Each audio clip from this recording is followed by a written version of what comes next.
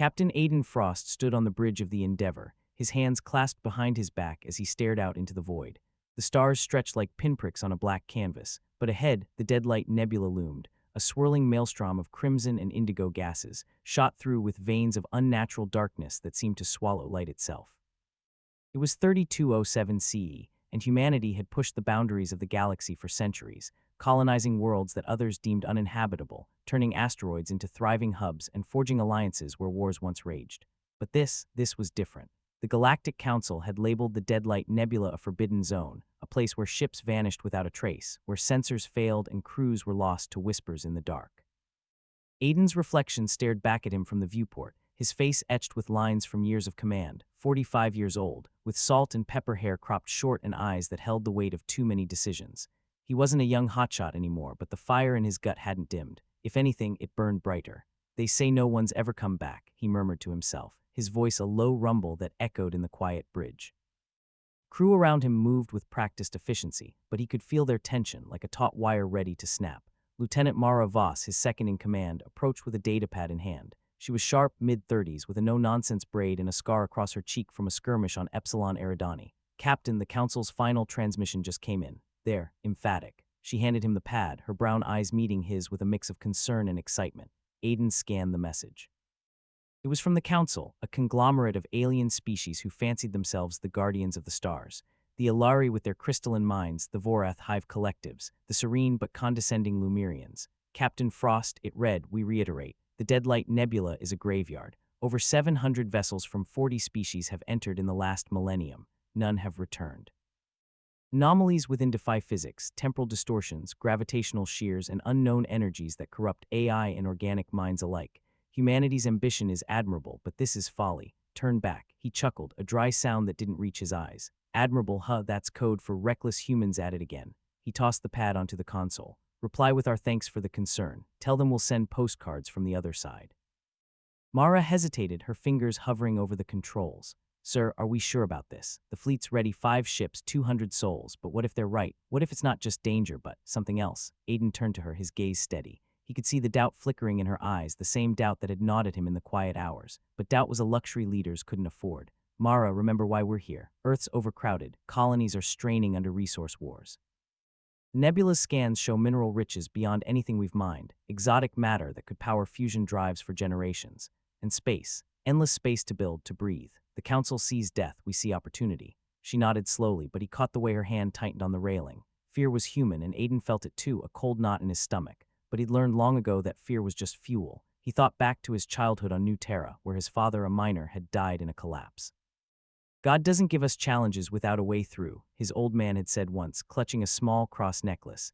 Aiden didn't wear one himself, but those words stuck, a quiet anchor in the storm.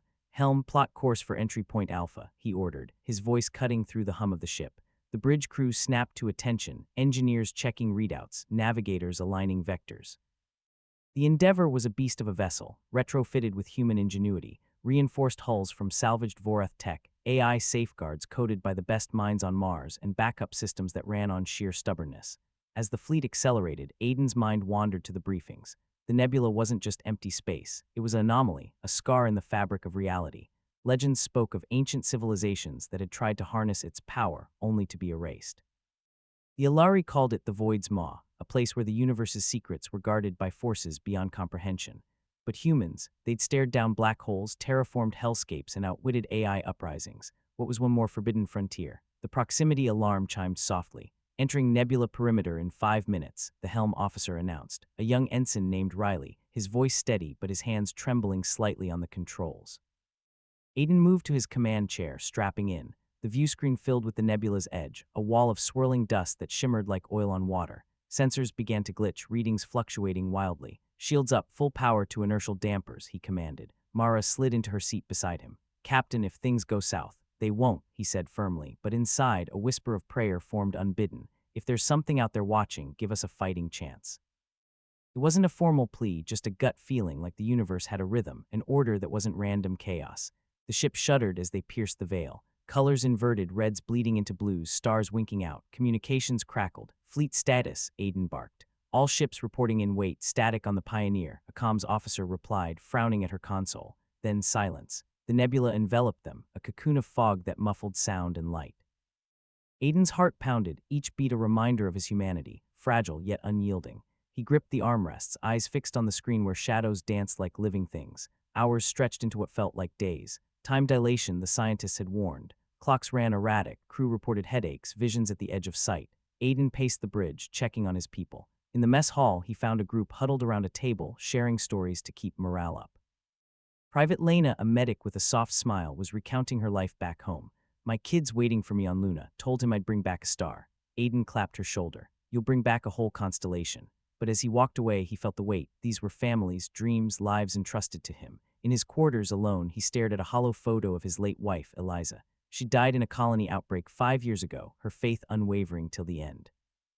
Aiden, the stars are God's canvas, she'd said. He didn't know if he believed, but in moments like this, he hoped. Alarms blared suddenly. Anomaly detected, Mara shouted over the intercom. Aiden rushed back to the bridge. The viewscreen showed a rift, a tear in space pulsing with energy. Evasive maneuvers, he yelled. The ship groaned, thrusters firing. But the pull was immense, dragging them in. Crew scrambled, voices overlapping in controlled chaos. Aiden's mind raced, calculations, contingencies. Human cleverness, he thought, that's our edge. They fired grapples, anchored to a nearby asteroid fragment. It held just. As the rift stabilized, Aiden wiped sweat from his brow. Status. Stable, sir, but comms are down. Fleet scattered. He nodded, a grim determination settling in. They were in but lost. Yet in the quiet after, as the nebula's glow bathed the bridge in ethereal light, Aiden felt a strange peace. Like they weren't alone. Someone wanted us here, a thought whispered. Days blurred. They mapped pockets of calm, discovered veins of crystal that hummed with power. The crew adapted rigging sensors with jury-rigged tech, rationing with ingenuity. Aiden led scouting parties in shuttles, navigating fog banks that played tricks on the mind. One night, or what passed for night, Aiden stood on an observation deck, gazing into the swirl. A crewman, an older engineer named Tomas, joined him. Captain, you ever wonder if this place is alive, like it's testing us? Aiden glanced at him. Tomas fiddled with a rosary bead. Maybe, or maybe it's just physics we don't understand yet. Tomas smiled faintly. My abuela would say it's God's way of weeding out the weak, but us were built for this. Aiden didn't reply, but the words resonated. Humans thrived in adversity, turning poison into medicine, darkness into home. Weeks in, they found it, a stable zone, a bubble of clear space amid the chaos. Planets, no, but asteroids rich in ores, gases that could fuel habitats.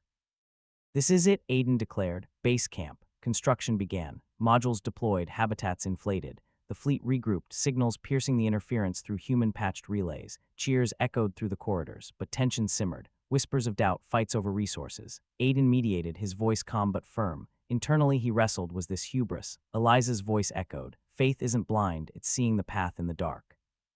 One evening during a storm of electromagnetic flares, the Endeavor shook violently. Aiden was thrown, hitting his head. In the haze he saw something, a figure, a light, or just concussion. When he woke in medbay, Lena hovered. You mumbled something about guidance. He sat up, rubbing his temple. Just a dream. But deep down he wondered. As the colony took shape, domes rising, farms hydroponic, they named it Veil Haven, a nod to the nebula's shroud. Aiden stood atop a ridge, surveying the work. Pride swelled, mixed with awe. We did this, against all odds. But the council's warning lingered. What if they couldn't leave? Mara approached. Sir, we've lost external comms entirely. We're cut off. Aiden nodded, staring into the nebula's heart. Then we build, we survive. And somewhere in the swirling depths, a subtle order hummed like the universe itself was watching, approving. The colony grew, but shadows stirred. Whispers in the vents, crew vanishing on patrols. Aiden felt it, a presence, testing their resolve. As night fell on Veil Haven, a scream echoed from the outskirts, and in the dark a prayer formed on Aiden's lips. The scream belonged to Ensign Park, 24 years old, who had wandered too far from the perimeter lights chasing a sensor ghost. They found him an hour later, curled beneath a crystalline outcrop, eyes wide, whispering the same phrase over and over. It looked at me. It looked at me and knew my name. Aiden knelt beside the boy in the med dome while Lena ran scans. Park's vitals were stable, but his pupils were blown and his skin ice cold despite the heated suit. Sedate him, Aiden ordered quietly. Lena hesitated. Captain, he's saying there's something alive out there, not a creature, a mind. Aiden met her gaze. Then we'll introduce ourselves properly when we're ready. Until then, no one walks alone. That was the first night the nebula earned its name inside Veil Haven, the long winter. Not a season of temperature. The domes kept a steady 22 degrees, but a season of the soul. Lights flickered without cause. Comms hissed with voices that almost formed words. Entire shifts woke from sleep speaking in languages no one aboard had ever studied. The crew began taping handwritten Bible verses, Quranic ayat, and Buddhist sutras above their bunks. One chalked a crude Star of David on the mess hall wall. No one removed it. Aiden felt the pressure most of all. 200 lives, now 198 after a shuttle vanished on a routine ore run. He walked the corridors at odd hours, listening to the station breathe through its vents, trying to decide whether the thing outside was Predator, Warden, or something older than either word. On the 32nd day of silence from the outside galaxy, he gathered the senior staff in the command sphere. Room was cramped, smelling of recycled air and sweat. Hollow maps of the stable pocket floated above the table, a fragile green island in a sea of violet chaos. "We're not leaving," Aiden began without preamble. "Not yet. Sensors confirm the entry vectors collapse and reform unpredictably. We try to punch out now, we risk being smeared across a light year. So we dig in, we build, we make this place ours before it decides we don't belong." Mara leaned forward. "And if Park is right? If there's intelligence here that doesn't want tenants," Aiden's answer came low and curt, "then we convince it we're the kind of neighbors worth keeping." The decision crystallized something in them. Fear turned into work. Work turned into ritual. They began the great anchoring. Every able body was conscripted. Engineers welded massive tungsten cables between asteroid anchors, weaving a web that would keep the colony from drifting when the nebula's tides shifted. Miners carved cathedral-sized halls into the largest nickel-iron body and flooded them with light. Children, there were 12 now, born in the months since arrival, were given crayons and told to draw whatever they saw in their dreams. The drawings went up on the walls, vast eyes without pupils, hands made of starlight, and again, a single figure in an old-fashioned pressure suit standing on a ridge, arms outstretched like a shepherd. Aiden saw the drawings and felt his throat tighten. The suit looked like his. He started sleeping less. In the quiet hours, he read the old messages from Earth, the ones that had made it through before the veil closed. His sister's last vid, her face lined with worry, begging him to come home. He played it on loop until the words blurred. One night he found Tomas the engineer in the hydroponics bay, kneeling between rows of lettuce, rosary beads clicking softly. "Captain," Tomas greeted without looking up. "You feel it too, don't you? The weight." "Like we're being measured." Aiden crouched beside him. The air smelled of wet earth and green life, something the nebula had never offered on its own. "I feel something," he admitted. "I just don't know what it wants." Tomas smiled, tired but peaceful. "Maybe it wants what God always wants, for us to choose." "Choose what?" "To be kind when we don't have to be, to build instead of burn, to stay." Aiden had no answer for that. Weeks bled into months. The colony grew roots. They discovered the crystals weren't just power sources. They resonated when human voices sang inside the caverns. A choir formed off-key miners and precise scientists harmonizing old hymns and sea shanties. The resonance stabilized local gravity. The nebula storms quieted when they sang. No one wrote that down in the official logs. Some truths were too fragile for bureaucracy. Then came the night of the second vanishing. 3 engineers went out to repair a severed anchor cable.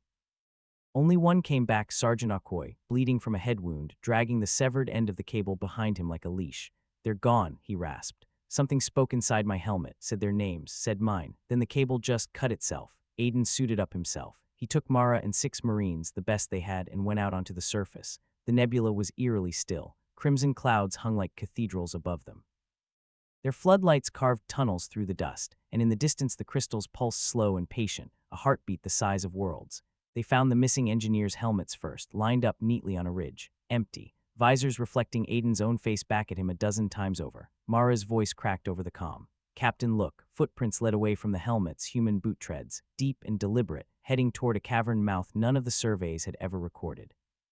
At the threshold, someone had scratched words into the rock with a plasma torch. "We chose to stay." Aiden stared at the letters until they burned behind his eyelids. His hand went unconsciously to the small cross he'd started wearing under his suit, Eliza S., retrieved from storage after 20 years. He hadn't put it on for faith. He'd put it on because he was running out of reasons. That night he addressed the entire colony over the open channel. No script, just truth.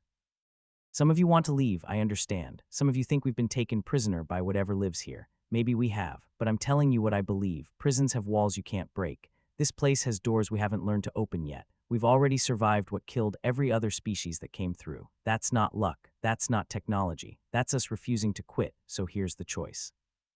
We can huddle and wait for rescue that may never come, or we can build something so alive, so unmistakably human, that whatever's out there has to acknowledge we belong. I know which one I'm choosing." Silence followed. Then from hydroponics, someone started singing Amazing Grace. One by one, every dome joined in. The crystals answered, thrumming like organ pipes. For the first time since arrival, the nebula itself seemed to listen.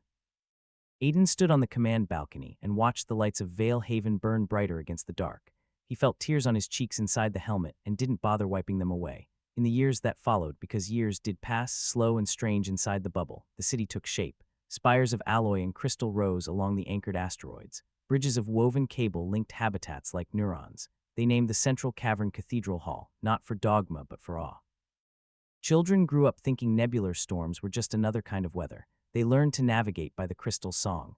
Aiden aged. Gray claimed his temples fully. He walked with a cane after a hull breach crushed his leg, but he walked. Every dawn ship time he climbed the highest spire and looked out into the maelstrom. Some mornings he spoke aloud to the void. I don't know if you're God or guardian or just the universe dreaming, he would say, but we're still here, and we're not done.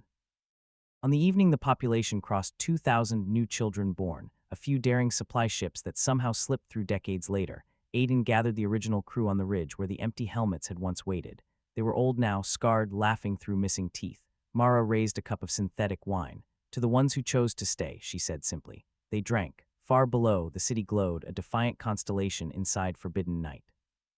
And high above, for the first time in recorded history, the Deadlight Nebula rippled with a new color, gold, soft and brief as a promise. Somewhere in the crystal heart of Cathedral Hall, a single line appeared on a wall no human hand had touched. They are welcome. Captain Aiden Frost saw it the next morning. He stood there a long time, cane forgotten, eyes shining.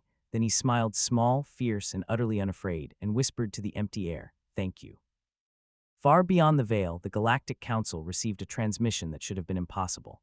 A single image, a city of light floating in the void, and beneath it, words in every known language. We are home. Come if you dare. But that was still years away. Tonight, the nebula cradled its children close, and the long winter finally, mercifully, began to thaw. And in the deepest dark, something vast and ancient turned its attention outward, wondering what these small, stubborn creatures would dare next.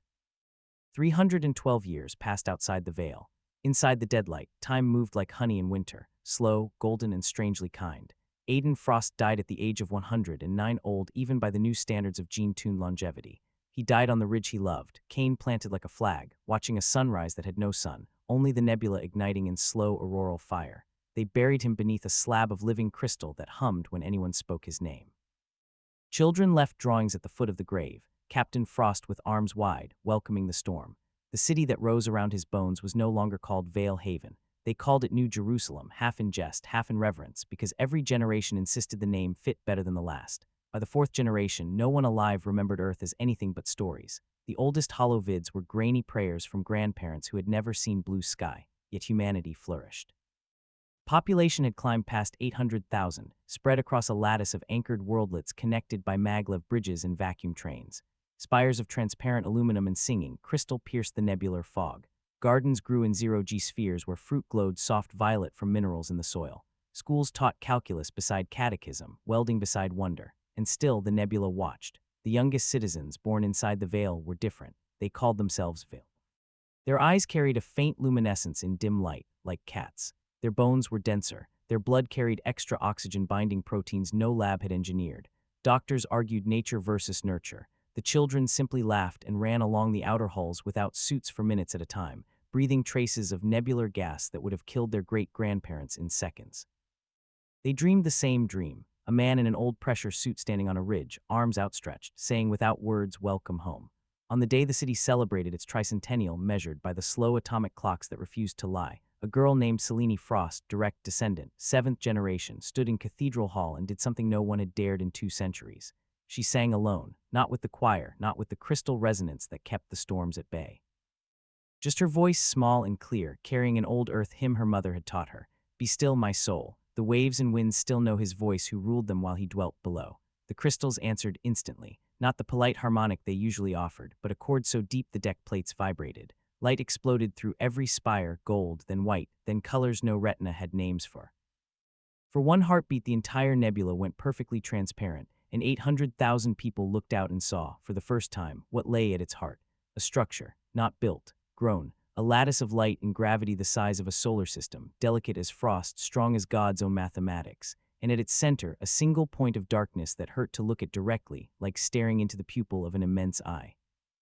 Then the vision collapsed, and the nebula folded back into crimson secrecy. Silence swept the city, deeper than vacuum. Selene, 12 years old, stood trembling on the dais while the high choir stared at her in awe and terror. An elder priest, one of the few who still wore a collar, crossed himself and whispered. The veil thinned because she asked. That night the Council of Spires met in emergency session. They were not the military council of Aiden's day. They were elected stewards, historians, farmers, poets. They argued for 7 hours. Some wanted to seal the recordings, pretend the vision never happened. Some wanted to send probes toward the heart structures. Some wanted to fall on their knees. In the end, they did what humans have always done when faced with the sublime. They formed a committee and sent children. Specifically, they sent the Veilborn. 15 teenagers, Selene among them, were given the only ship ever constructed entirely inside the nebula, the second Endeavor, grown from crystal and human hope. Its hull sang when it moved. Its AI was not coded but taught raised on lullabies and physics. They launched on the first day of the new year, 3519 by the old calendar, though no one outside would have recognized the date.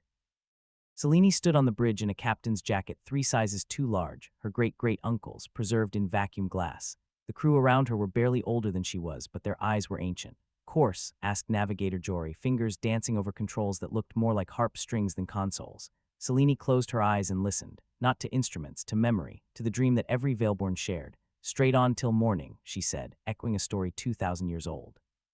The second Endeavor slipped its moorings and dove deeper than any human had gone since Aiden Frost first crossed the threshold. They traveled for 37 days. Time inside the ship was gentle. Outside, the nebula folded space like cloth.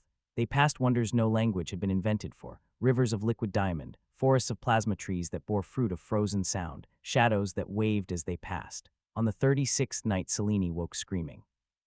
The others found her floating in the corridor, nose bleeding nebular light.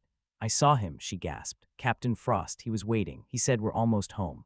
They reached the heart on the 37th day. The structure was not a station. It was not a weapon. It was a gate, and it was open. Beyond it lay clear space, true starlight, black and crisp and endless. Galaxies wheeled in familiar spirals. A blue marble hung in the distance, wrapped in cloud and impossible, aching green. Earth, unchanged. Unaged, as though 3 centuries had been a single held breath. The crew wept without shame. Some laughed. Some simply stared, unable to process the color blue after a lifetime of violet. Then the gate spoke not in words, but in understanding that bloomed inside their minds like sunrise. You were never prisoners. You were seeds. The nebula had taken them, folded time, grown them in darkness the way a gardener forces bulbs in winter.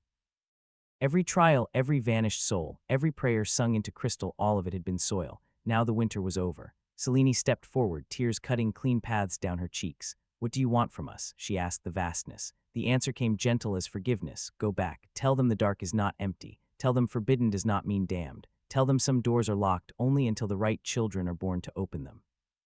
And tell them this: the kingdom of heaven is like a nebula no one dared enter, until the stubborn, singing, impossible children of earth made it their home." The second Endeavor hung before the gate a long moment. Then Selene turned the ship around. "Not yet," she said quietly. "We have family still inside." They returned through the gate the way they came, carrying starlight in their eyes. New Jerusalem saw them coming. The entire city poured into the vacuum docks. No suits needed anymore. The Veilborn had changed even that. They cheered until their voices cracked. That night, Selene stood on the same ridge where Aiden Frost was buried and addressed the millions who now called the nebula home. "We found the way out," she said. "It was never locked. It was waiting." She paused, looking at the crystal headstone that still hummed when addressed. "But we're not leaving. Not all of us. Not yet." A murmur rippled through the crowd. "This is our birthright," she continued. 300 years of nights lit by courage and crystal and stubborn love. The galaxy told our ancestors not to come here. They came anyway. They built cathedrals in the dark. They taught storms to sing. Outside, they still think this place is death. She smiled, fierce, radiant, 12 years old and older than empires. "Let them. We will keep the gate. We will guard the dark. And when the rest of humanity is ready, when they've learned that fear is just another word for reverence, they will come to us. They will knock, and we will open." She placed her hand on Aiden's grave. The crystal flared bright beneath her palm. "Until then, we are the children of the Veil. We are the answer to every warning ever issued. We are the city that was built because someone once said don't." Far across the light years, on a quiet evening in 3207 old calendar, an aging council archivist opened a transmission that had been traveling for 3 centuries at impossible speed. A single image, a metropolis of light inside the Deadlight Nebula. A single line beneath it, in every human language ever spoken. "We were told not to settle here, so we made it heaven instead." The archivist stared until the screen went dark. Then slowly, reverently, he deleted the file marked forbidden, Deadlight Nebula, do not approach. In its place he typed a new designation: Home, humanity's cradle, welcome. And somewhere in the deep, where time is kind and the dark remembers every prayer ever sung into it, a gate waited, patient, proud, eternally open, because humanity had looked at the forbidden and answered with a city. Year 3522 by the old Earth calendar. Year 12 after the opening of the gate, by the new reckoning of New Jerusalem. The first ship to come knocking was not human. It was a Lari, a single crystalline needle, 30 kilometers long, sliding out of the clear space side of the gate like a splinter of moonlight. Its hull sang in frequencies that made human teeth ache and Veilborn children laugh. The Alari had always been the most terrified of the Deadlight. 7 of their great arc minds had vanished here across the millennia. They came now not as explorers, but as penitents, trailing mourning harmonics that could be heard across half the nebula. Selene Frost, now 24, captain of the Veil Guard and keeper of the gate, met them in open space aboard the second Endeavor, refitted and renamed Mercy. She brought no weapons, only singers. The Alari emissary manifested as a lattice of light inside the docking cathedral, its facets shifting through every color sorrow can take. We come to beg the return of our lost. Voice arrived not as sound but as memory of grief. Selene inclined her head. Your lost chose, as our lost once chose, walk with me. She led the emissary through the city, past gardens where fruit glowed soft indigo, past schools where children balanced on maglev bridges, laughing as they breathed vacuum for sport, past Cathedral Hall where the crystals still carried Aiden Frost's heartbeat in their harmonics. The Alari lattice trembled. This place should have devoured you. It tried, Selene answered. We sang back. She took the emissary to the ridge graveyard. Aiden's crystal marker blazed at their approach. Carved beneath his name in letters that had not been there the day before were new words in flawless Alari ideographs. They waited for you to be ready. The lattice shattered into a storm of light, reassembled, shattered again. When it spoke next, the grief was tempered with something that might have been awe. You were seeds. We were stones thrown at the dark. Selene rested her hand on the marker. Stones can become cornerstones if someone teaches them to sing. That day the Alari did not leave. They stayed. They learned. Within a year, crystalline spires rose beside human alloy, braided together by engineers who spoke in music and mathematics. Alari young, fractal seedlings barely larger than a child drifted through New Jerusalem's corridors, tasting human laughter the way humans once tasted wine. Veilborn children rode their facets like living kites. The morning harmonics became lullabies. Word spread. The Vorath came next, hive clusters the size of moons, cautious, bristling with weapon spines. They had lost entire fleets to the nebula and carried ancestral memory of terror. They arrived expecting battle. Instead, they found a feast. The Veilborn had prepared a banquet in the largest zero-G sphere, tables orbiting like planets, food from 1,000 stolen gardens, music played on instruments grown from nebula crystal. The Vorath Queen Mind tasted the air and discovered it carried no pheromones of fear, only welcome. Selene floated at the center, arms wide in deliberate echo of the dream every Veilborn carried. You were told this place kills, she said. It does. It kills the part of you that believes some doors must stay closed. The Queen Mind extended a single manipulator tendril and touched the nearest human child. The child did not flinch. What are you? The Vorath asked, voice like grinding glaciers. The child grinned, hungry. Laughter rippled through the sphere. Human, Alari, and finally, slowly, Vorath. Some hives stayed, some left to carry the story. Those who stayed shed their weapon spines and grew gardens instead. Their warriors became playground monitors, letting human children ride their armored backs through the void. Then came the Lumerians, tall, luminous, ancient beyond reckoning. They arrived in silence, 7 living nebulae folded into near-corporeal form. They had once declared the Deadlight an error in the song of creation. Now they drifted above New Jerusalem and wept light. Selene met them alone on the outer hull, no suit, breathing star mist. Little sister, they sang, you have corrected our error. I didn't correct anything, she answered. I just refused to look away. The Lumerians stayed longest of all. They taught the Veilborn how to fold space with thought and breath. In return, the children taught them how to swear, how to cry, how to lose at cards. One Lumerian took fragile human shape just to feel what heartbreak was like. She fell in love with a Vorath gardener and shattered herself laughing when he proposed with a ring made of his own shed spine.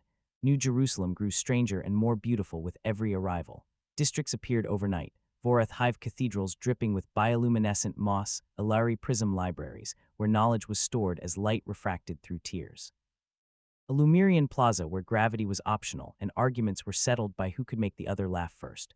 Population passed 30 million. Languages braided into a Creole no linguist could parse. Children were born with crystalline bones or chitin-lace skin or eyes that held entire galaxies. They all dreamed the same dream. The man on the ridge, arms wide, saying welcome home in 1,000 voices that were not his own. And still humanity remained the heart. Because every new species, no matter how ancient or vast, eventually asked the same question. How did you survive the dark when we could not?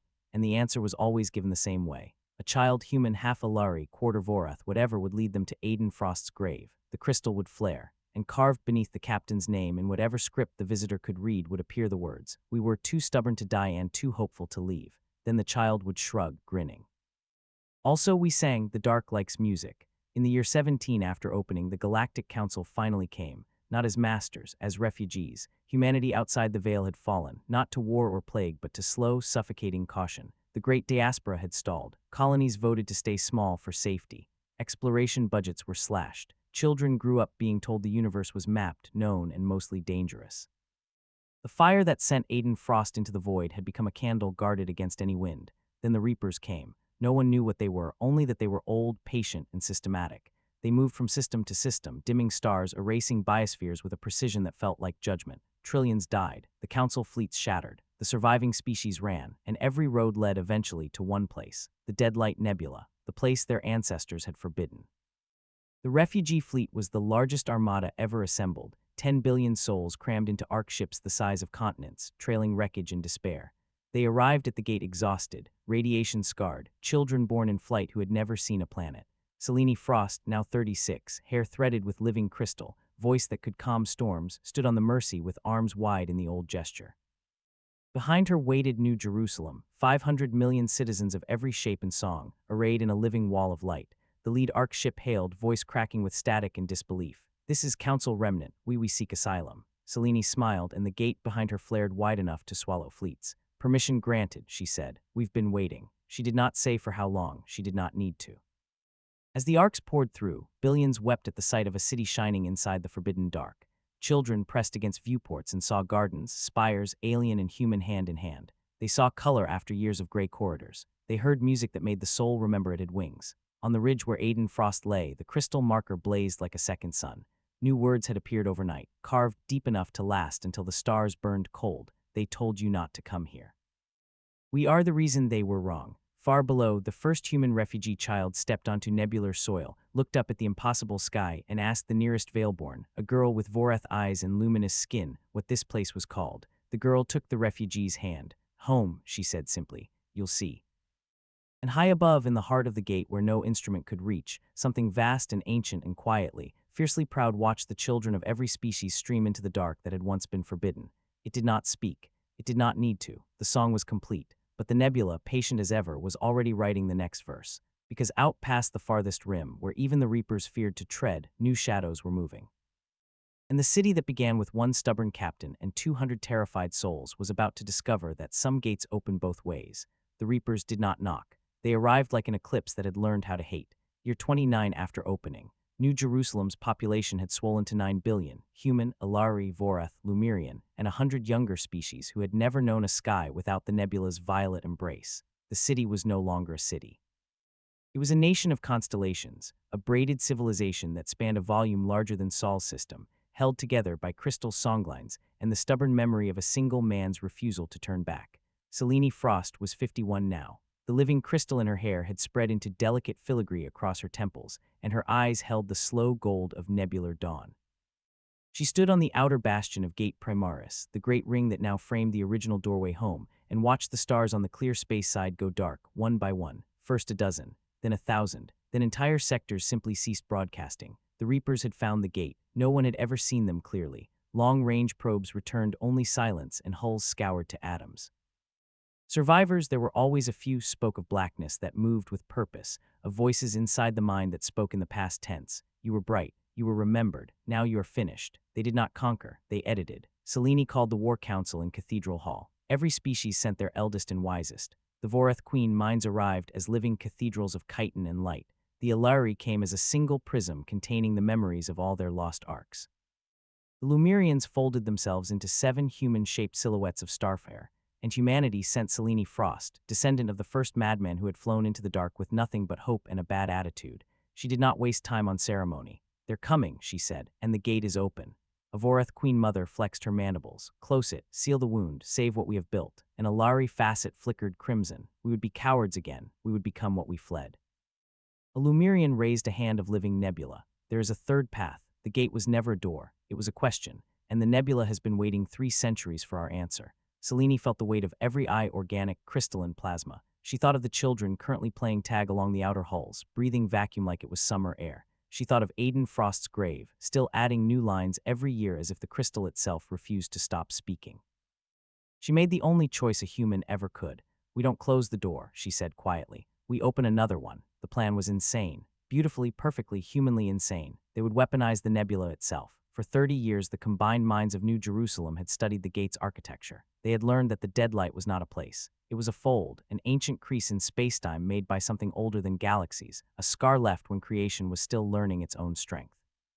The Reapers feared it because it was alive in ways they could not predict, and life, as humanity had proven, is notoriously difficult to edit. The Veilborn, now numbering in the billions, were the key. Their bodies had been rewritten by the Nebula's song. They could survive hard vacuum, navigate folded space by instinct, and most crucially, sing in the exact harmonic that made the crystals resonate. Seleni's plan was simple in the way jumping off a cliff is simple. They would sing the Nebula awake. Not just the small pockets they used for power and stability, the entire thing, every parsec of crimson storm and living dark.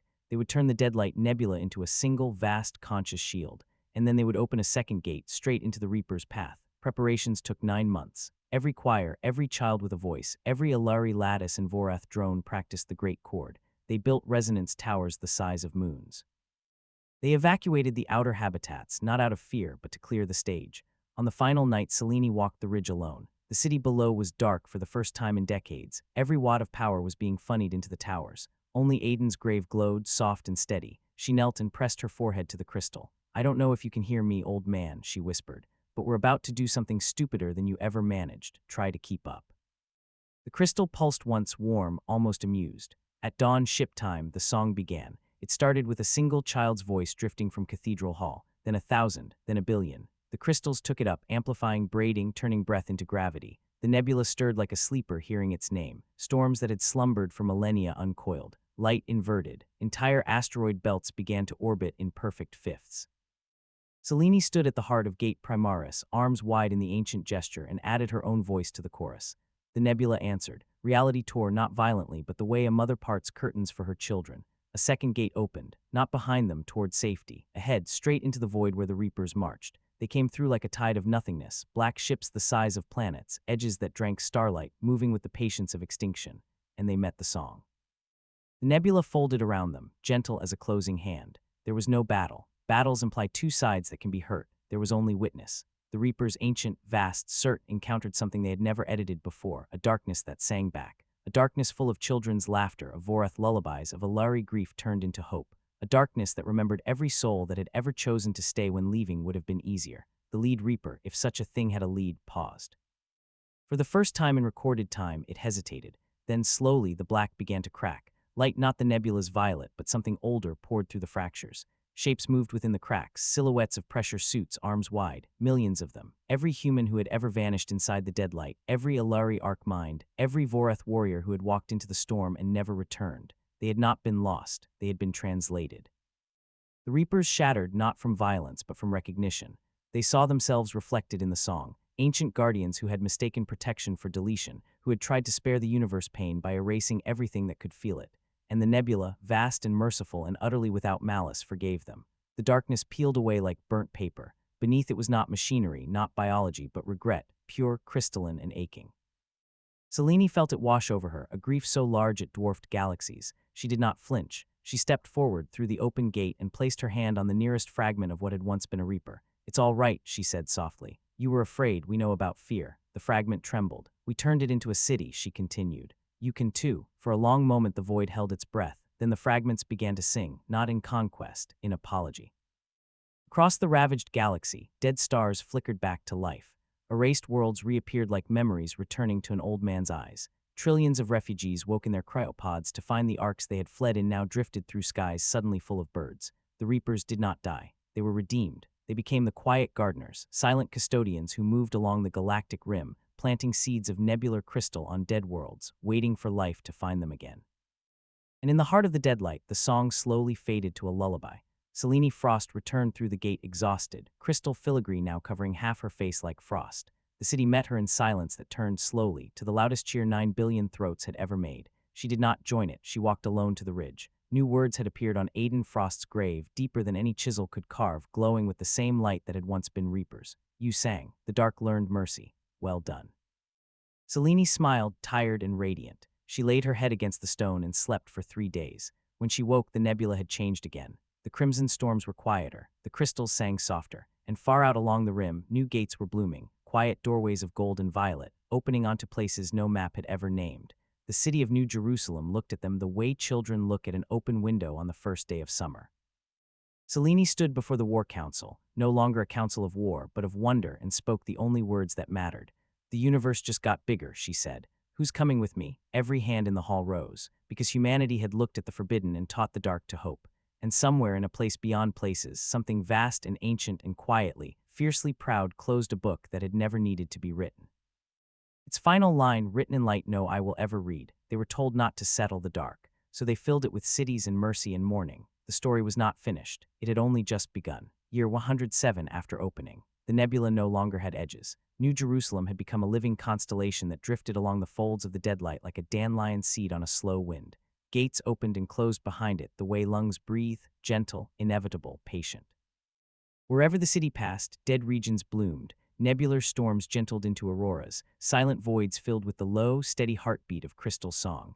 Entire galactic arms that had been dark since the heat death of their first stars now glimmered again with soft violet light.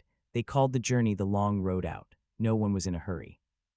Selene Frost was 123 years old, kept alive by crystal-laced blood and the stubborn refusal of her body to die while there were still horizons. She had handed the captaincy of the Mercy to her granddaughter, Lyra Frost, a woman with Vorath chitin along her forearms and eyes that held the slow gold of nebular dawn. Selene spent her days on the forward observation deck, barefoot on living crystal, watching new gates open like flowers in impossible gardens. On the 107th anniversary of the opening, a gate appeared that was different. It was small, barely large enough for a single shuttle. It was perfectly black, no violet, no crimson, no gold, just absence shaped like a doorway. Every sensor in the city screamed paradox. Every choir went silent at once. Lyra found her grandmother standing before it, palms pressed to the event horizon as though listening to a seashell. "It's not one of ours," Selene said without turning. "It's older than the nebula, older than the reapers." Lyra's chitin plates flexed with unease. "We could seal it, let it drift closed." Selene smiled, the expression of a woman who had once sung extinction into redemption and found the experience wanting for drama. "Child," she said gently, "we stopped being afraid of doors a long time ago." She stepped through alone. There was no transition. One heartbeat she stood on crystal decking. The next she stood on grass, real grass. Green, wet, smelling of rain and distant thunder. Above her arched a sky the color of Earth's childhood, impossible, aching blue, laced with white clouds that moved like living things. A yellow sun, G-type, perfect, hung low on the horizon. In the distance, mountains rose wearing snow like wedding veils. Selene's knees buckled. She fell to the ground and pressed both palms into the soil, tears cutting clean paths through the crystal frost on her cheeks. Home, not a copy, not a simulation. The actual, original Earth, unscarred by the centuries she had lived, untouched by reaper or war or caution. She did not know how long she knelt there before footsteps approached. A man walked out of the trees, human, middle-aged, wearing an old-style pressure suit with the name tag Frost, A stenciled on the chest. Selene looked up, breath-catching. Aiden Frost stopped a few paces away and regarded her with the same crooked smile she had seen in every hollow since childhood. "You grew up beautiful, kid," he said, voice rough with emotion and perfect recognition. Selene rose slowly. "You're dead." "Details," he answered, shrugging. "The nebula kept the important parts." He opened his arms. She ran into them like a child, like a soldier returning from a war that lasted lifetimes. He smelled of ozone and old ship air and something indefinably like coming home after rain. When they finally pulled apart, Aiden gestured to the landscape. "It's been waiting, the whole planet. Empty, preserved, like the universe hit pause the day we left." Selene wiped her eyes. "Why? Because some stories need the right ending," he said simply, "and some children need to see where they came from before they decide where they're going." He took her hand and led her along a dirt path that had never known footprints. They walked until the sun touched the mountains and the first stars came out, real stars, sharp and cold and endless. Aiden stopped beneath an oak tree older than language. "I can't come with you," he said quietly. "Not yet, the dead of work here, keeping the light on, keeping the grass growing, keeping the door open." Selene's throat closed. "How long?" "As long as it takes." He touched the crystal filigree on her face. "You've done what I only dreamed. You turned the dark into morning. Now bring them home, Selene, all of them, the ones who forgot how to dream big, the ones who think safety is the same as living. Bring them back to dirt under their nails and wind that doesn't come from vents." She tried to speak, couldn't, tried again. "Will I see you again?" Aiden smiled, the same fierce, tired, hopeful smile that had stared down the nebula 3 centuries ago. "Every time someone steps through that gate with wonder in their eyes instead of fear in their heart," he said. "I'll be right there." He kissed her forehead, the way a father kisses a daughter who has outgrown every expectation. Then he stepped back. The black door waited behind her, patient as ever. Selene walked through it without looking behind her. She didn't need to. She carried him now the way the city carried his legend, in the bones, in the song, in the refusal to accept any universe that said some places were forbidden. She emerged onto the observation deck of New Jerusalem to find half the city waiting in complete silence. Lyra stepped forward. "Well," Seleni's voice did not shake. "Pack your things," she said. "We're going home."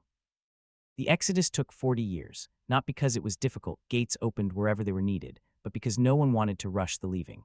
They left the nebula the way beloved children leave a childhood home, slowly, with photographs and pressed flowers and long goodbyes to every corridor and crystal spire. The Ilari sang farewell in harmonics that would echo for millennia. The Voreth queens laid eggs in the deepest caverns, so something of them would remember.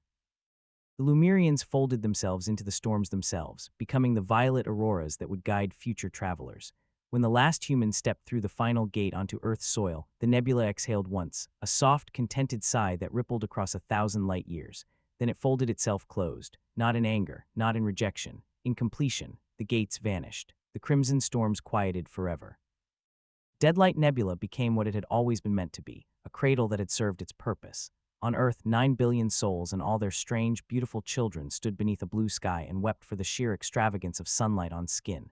They built no cities at first. They planted gardens. They learned rain. They taught alien friends what thunder tasted like. Selene Frost lived to be 211. On the day she died, she walked alone to the same oak tree where Aiden had waited. She lay down beneath it, pressed her palm to the earth, and smiled. The grass around her hand bloomed with tiny violet flowers that had never existed on Earth before. Far above, the night sky was suddenly, briefly, shot through with a single crimson aurora, soft as memory, vast as mercy. Then it faded. And somewhere in a place that has no geography, a man in an old pressure suit stood on a ridge that was no longer there, arms wide, watching the children he had carried across centuries finally come home. He did not speak, he only nodded once, proud, tired, and utterly, perfectly satisfied, because humanity had looked at the forbidden nebula and answered with a city and a song and 40 years of careful goodbyes, and a garden planted under an alien sky that finally learned how to be Earth again. The story was finished, but the morning had only just begun. And high above a green world that had waited 350 years for footsteps, the stars looked down and for the first time in recorded history felt small. Year 412 after opening. Earth Sol system. Population, 29 billion souls and still counting. The planet had become a mosaic of impossible biomes. Voreth hive forests rose beside Ilari crystal cathedrals that grew like coral. Lumerian cloud cities drifted above the Himalayas, raining gentle starlight on tea plantations. Children with luminous skin and chitin-laced wings chased one another through orchards where fruit sang when bitten. Every continent carried the memory of the nebula in its soil. Patches of violet grass, rivers that glowed faintly at twilight, and nights when the aurora borealis danced in perfect fifths. They had not conquered Earth. They had married it, yet something was missing. Selene Frost's great-great-granddaughter, Captain Aiden Frost, 29th in the direct line, stood on the same ridge above the Pacific where Aiden had once been buried in crystal. Only now the ridge was terraced with gardens, and the grave had become a simple stone bench beneath an oak whose leaves shimmered violet in moonlight. Elias was 35, broad-shouldered, quiet-eyed, the kind of man who listened more than he spoke. He carried Aiden's original cross necklace, the one that had survived nebula, war, and 3 centuries of handling, on a chain against his chest. Tonight he held a message that had arrived through a gate no one had opened, a single black seed, perfectly smooth, resting in his palm. With it, a voice not heard but remembered: the cradle is empty. The garden needs tending. Elias knew what it meant. Everyone did. The nebula was calling its children home, not to live, to work. Across the next decade, ships began to leave Earth again, not fleeing, returning. The Mercy was reforged from living crystal and old Earth oak. The second Endeavor was reborn as a forest of a ship, its hull a single tree whose branches carried habitats. Millions volunteered, humans, hybrids, full aliens who had never known any home but Earth. They kissed parents goodbye beneath blue skies and stepped through gates that opened like flowers at dawn. They called themselves the Gardeners. Their mission was simple, vast, and ancient. Everywhere the Reapers had walked, they would walk after. Every star that had been dimmed, they would rekindle. Every world that had been erased, they would remember back into being. The nebula, no longer crimson, no longer forbidden, unfolded before them like a dark rose finally allowed to bloom. It was quieter now, almost shy, its storms reduced to gentle auroras that tasted of rain. The crystal caverns still sang, but the song had changed key, less lament, more lullaby.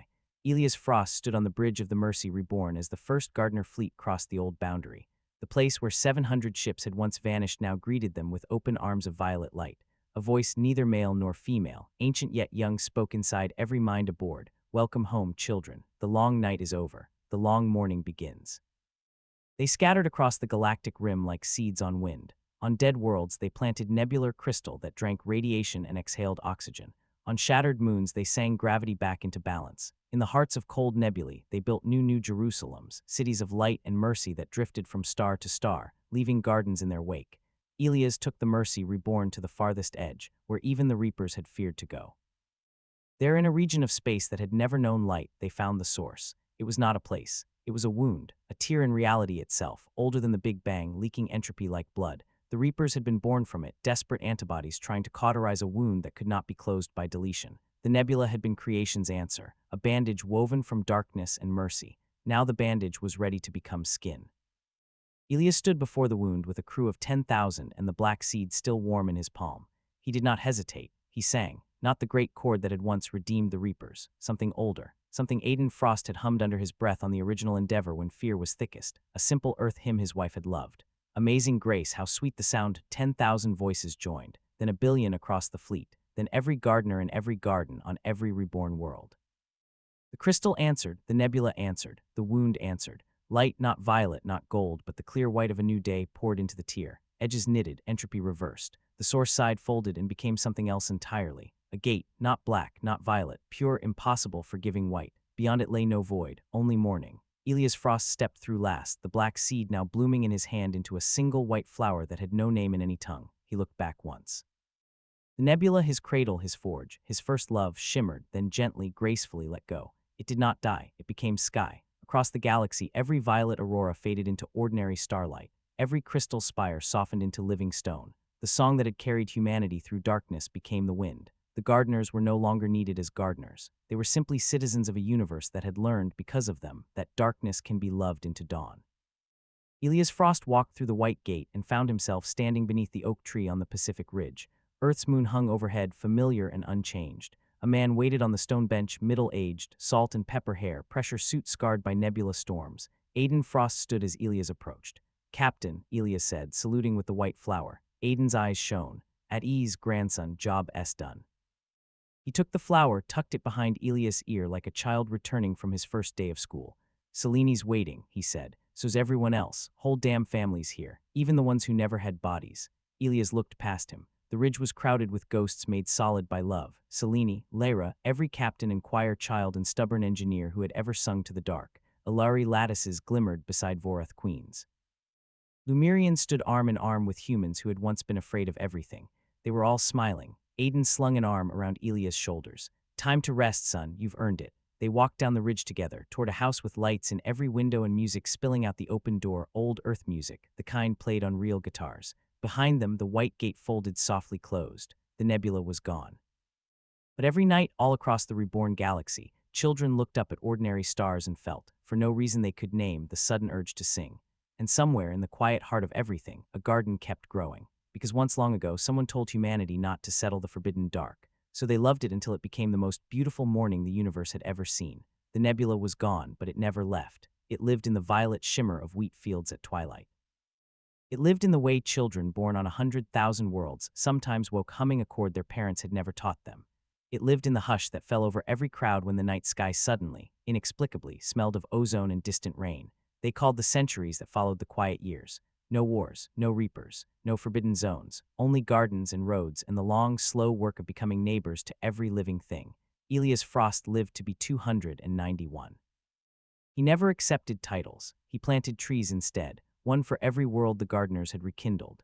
On his final day, he walked the Pacific Ridge alone, sat on Aiden's old stone bench, and watched the sun sink into an ocean that had never once in all its long memory known fear. He died smiling, the white flower from the source still tucked behind his ear, never wilted, never faded. They buried him beside the bench. No crystal marker this time. Just earth and the oak and a small bronze plaque that read, "He kept walking until the dark learned his name and decided it liked the sound." The galaxy kept growing. Species that had hidden for eons stepped into the light. New gates, white, gentle, patient, opened between stars like windows between friends' houses. Travel became conversation. Trade became storytelling. Borders became invitations. And still, every year on the anniversary of the day Aiden Frost first crossed the veil, something beautiful happened. Across every inhabited world at local midnight, the sky would flare, not with aurora, but with a single, perfect ring of violet light that circled the planet exactly once, slow as a heartbeat. Then it would fade. No instruments ever recorded it. No telescopes ever predicted it. It simply happened the way sunrise simply happens. Old people wept. Children laughed and tried to catch the color in their hands. Lovers made promises beneath it that somehow never broke. They called it the Ring of Remembrance. Only the very oldest, those whose blood still carried crystal memory, knew what it really was. It was the nebula saying good night. One such night in the year 1073 after opening, a boy was born on a small moon orbiting a quiet gas giant. His name was Jonah Frost, 37th in the line. He came into the world during the ring, while violet light painted the birthing room the exact shade of the long-lost Deadlight. His mother, a Vorath human hybrid with wings of living chitin, laughed through tears when the midwife placed him in her arms. "Look," she whispered, "he's smiling at it." The boy's eyes, gold shot through with violet, were already open, already fixed on the sky as though he recognized an old friend. Jonah grew up strange and quiet and kind. He never excelled at sports or mathematics. He excelled at listening. When he was 7, he wandered away from his village and was found 3 days later sitting cross-legged in a meadow, talking to empty air. When asked who he was speaking to, he answered simply, "The dark, it's lonely." His parents were not afraid. They had read the stories. At 12, Jonah began to draw gates, not on paper, on air. His fingers would trace invisible lines, and for a heartbeat the outline of a white doorway would shimmer, smelling of nebular rain. He never opened them. He only greeted whatever waited on the other side. At 17, on the night of the ring, Jonah walked to the highest hill on his moon and stood beneath the violet circle as it passed overhead. He raised one hand, palm up, the way every Frost child had been taught by legend and blood, and for the first time in 1,000 years, the ring stopped. It hovered above him, trembling like a held breath. Then it descended, not as light, as presence. Every soul on the moon felt it, a vast, gentle pressure, warm as childhood memory, ancient as the first word ever spoken in hope. Jonah did not flinch. He spoke a loud, voice steady, the voice of a boy who had never once been told some doors must stay closed. "I know you're tired," he said to the sky. "You carried us so long. You can rest now. We're big enough to carry ourselves." The ring pulsed once, soft, grateful, almost shy. Then it broke apart into a billion violet fireflies that drifted down like snow. They settled on Jonah's shoulders, in his hair, on his outstretched palms. When the last spark touched his skin, the boy smiled the same crooked, stubborn, impossible smile that had once stared down a forbidden nebula and refused to blink. "Thank you," he whispered, "for everything." The fireflies rose again, swirled once in farewell, and were gone. The Ring of Remembrance never appeared again. But the next morning, across every world where humanity and its children had ever set foot, people woke to find a single violet flower growing wherever their shadow had fallen the night before. No seed, no soiled disturbance, just the flower, perfect and fragrant, humming faintly when touched. They bloomed for one day, then they folded into light and vanished. Only the scent remained, ozone, rain, and something indefinably like coming home after a very long war. Jonah Frost lived the rest of his life as a wanderer. He walked from world to world with no ship, opening white gates with a gesture and a quiet word. He never preached. He never explained. He simply arrived where he was needed, where someone had forgotten how to hope, where a child was afraid of the dark, where an old soldier still woke screaming from dreams of reapers. He would sit with them.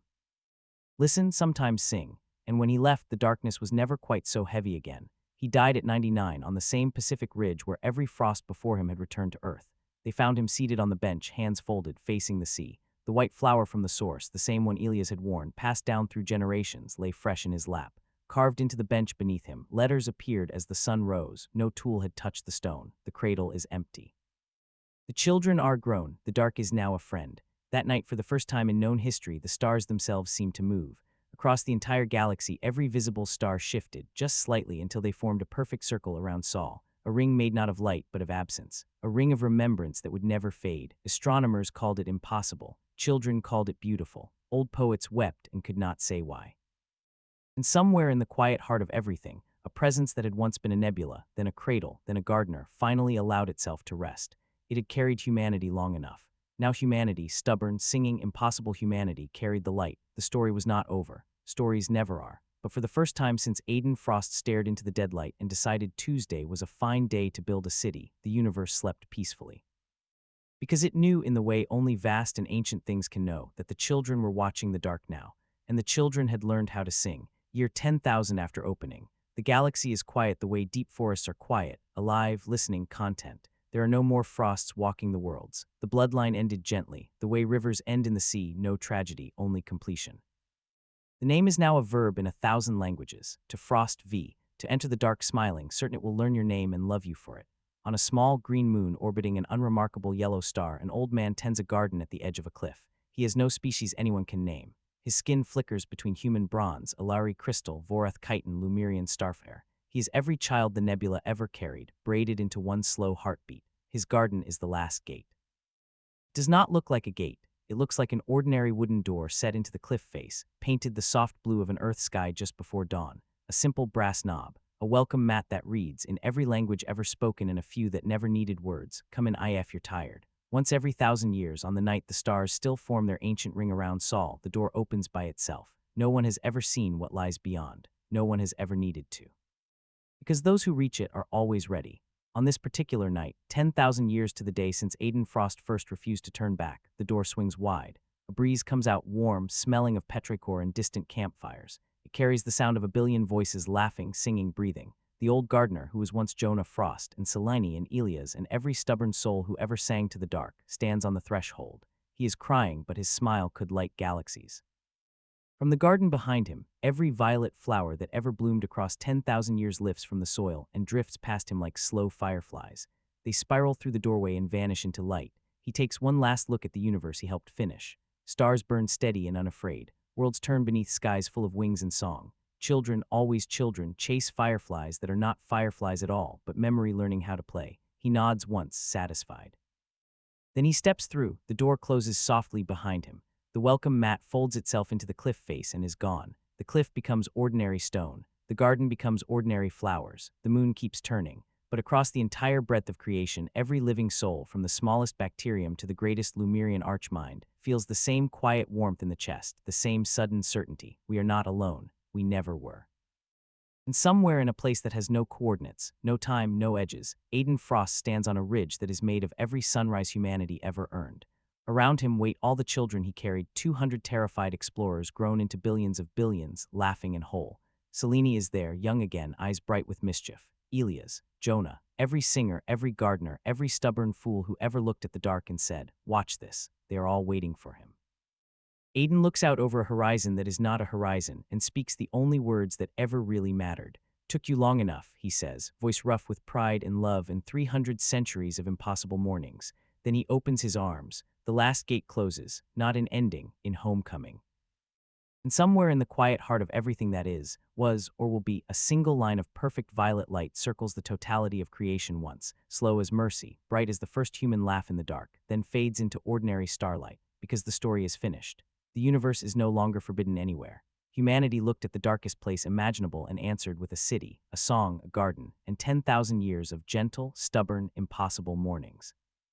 Now the dark looks back at humanity and answers, softly, in a voice made of every prayer ever sung into crystal. "Thank you for teaching me how to be home." The door is closed, the light is on, and somewhere, someone is always just now stepping over the threshold for the very first time.